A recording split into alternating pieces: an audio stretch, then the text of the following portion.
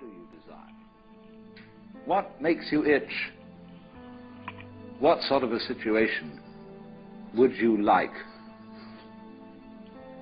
Let's suppose, I do this often in vocational guidance of students. They come to me and say, well, we're getting out of college and we haven't the faintest idea what we want to do. So I always ask the question, what would you like to do if money were no object? How would you really enjoy spending your life?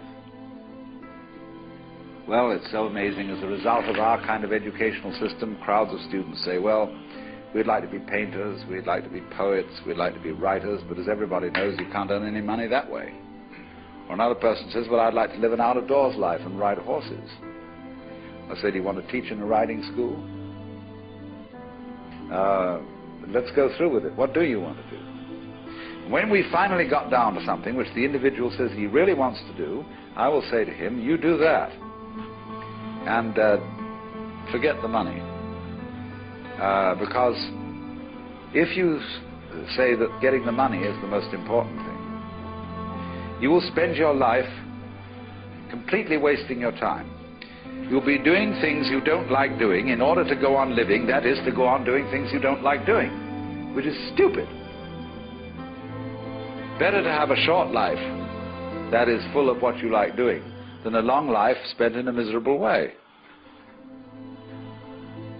And after all, if you do really like what you're doing, it doesn't matter what it is, you can eventually turn it, you could eventually become a master of it. The only way to become a master of something is to be really with it. And then you'll be able to get a good fee for whatever it is. So don't worry too much. Somebody's interested in everything. And anything you can be interested in, you'll find others will. But it's absolutely stupid to spend your time doing things you don't like in order to go on spending things you don't like, doing things you don't like, and to teach your children to follow in the same track.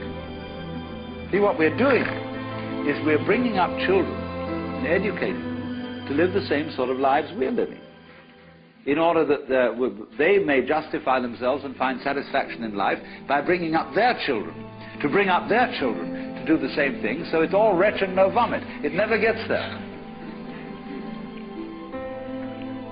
And so, therefore, it's so important to consider this question, what do I desire?